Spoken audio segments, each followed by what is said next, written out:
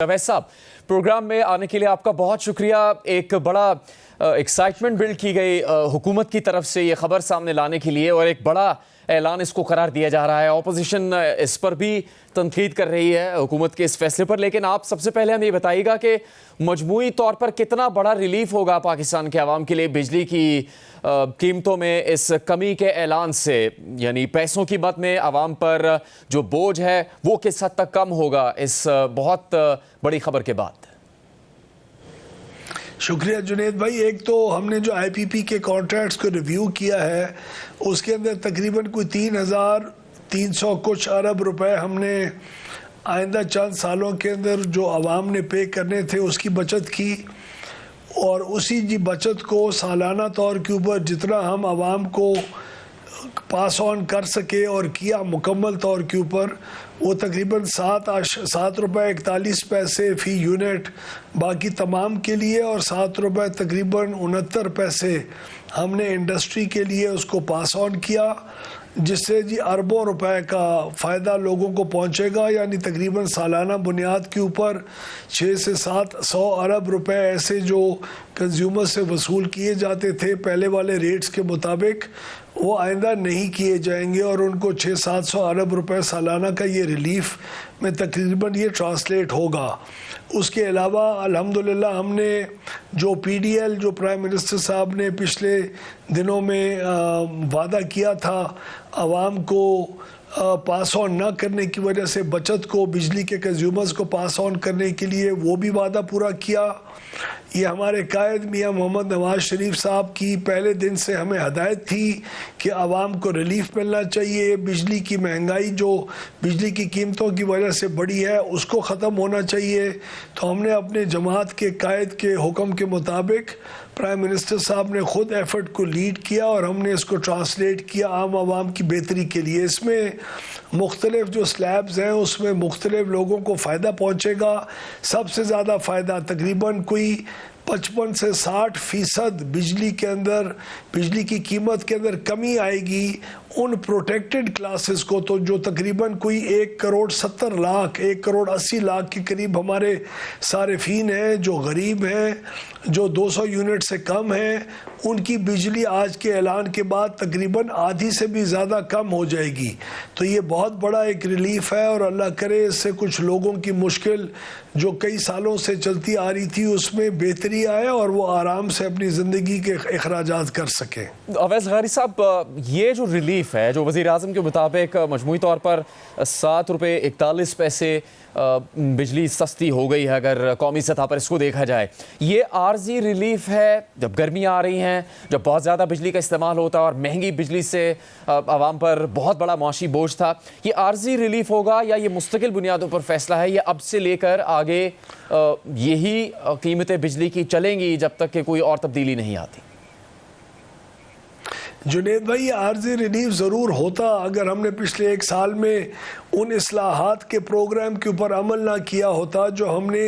IPP के contracts को review करने के साथ साथ किए। हमारे डेवलपमेंट पार्टनर्स और आईएमएफ ने जो फिस्कल एक डिसिप्लिन हमें कायम रखने के लिए और एक ज़िम्मेदारी के साथ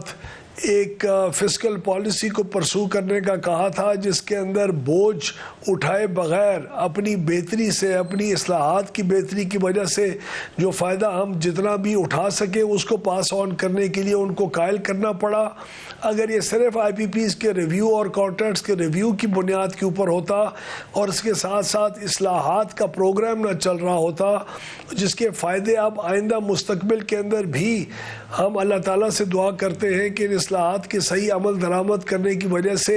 ये न सिर्फ ये चीज़ आइंदा के लिए जारी और सारी रहेगी, बल्कि इसके अंदर मज़ीद कमी भी इंशाल्लाह कंज्यूमर्स के लिए आएगी, और अगले 3 से 4 साल के अंदर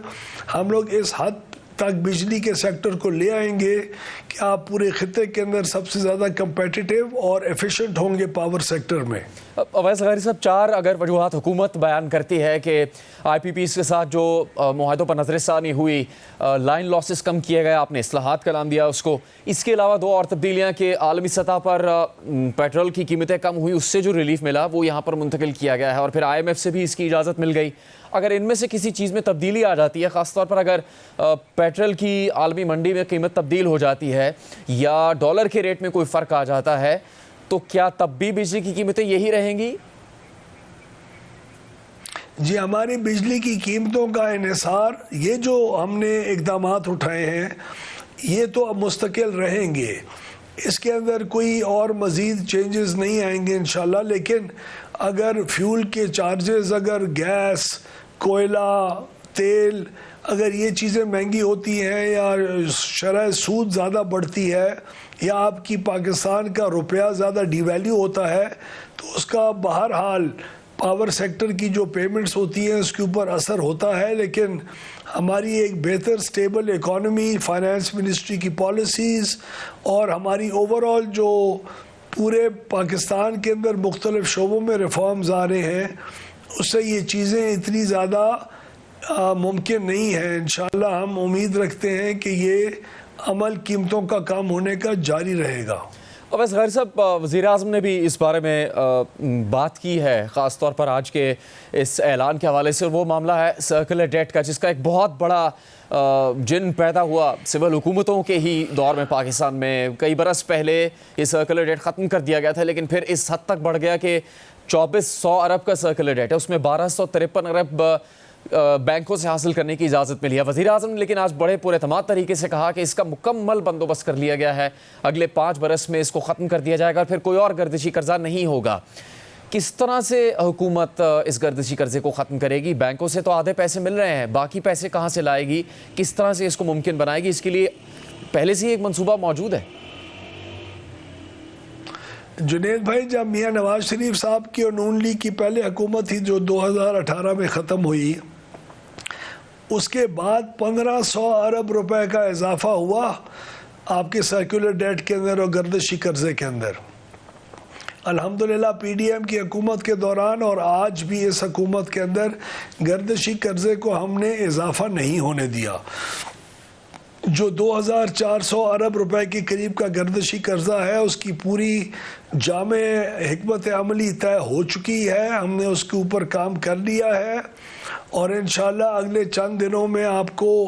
یہ شاید خوشخبری ملے کہ ہماری بینکوں کے ساتھ جب اگریمنٹ ہو جائے گی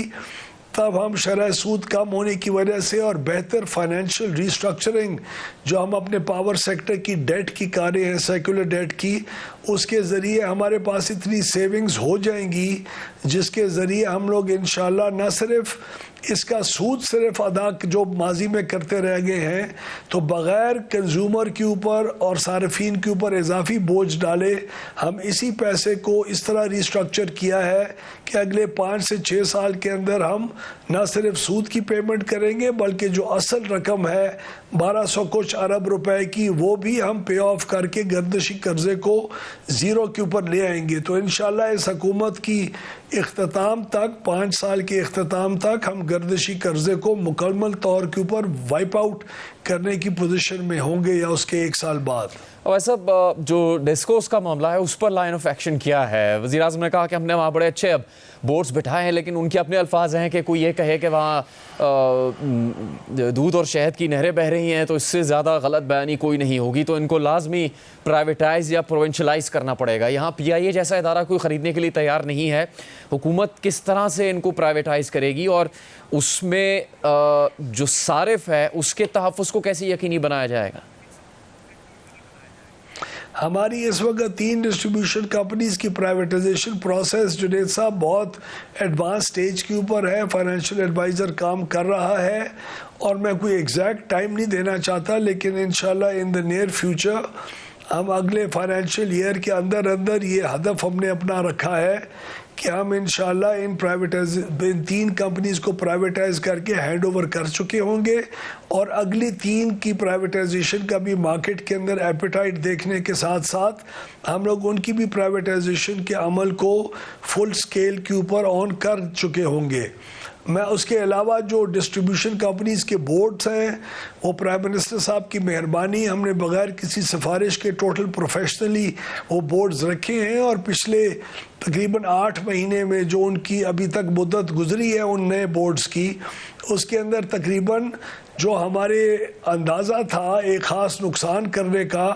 اس سے ہم ابھی تک 145 ارب روپے بہتر کارکردگی کر چکے ہیں، جو آپ کو جون تک اس کا ٹوٹل حجم بھی بتائیں گے۔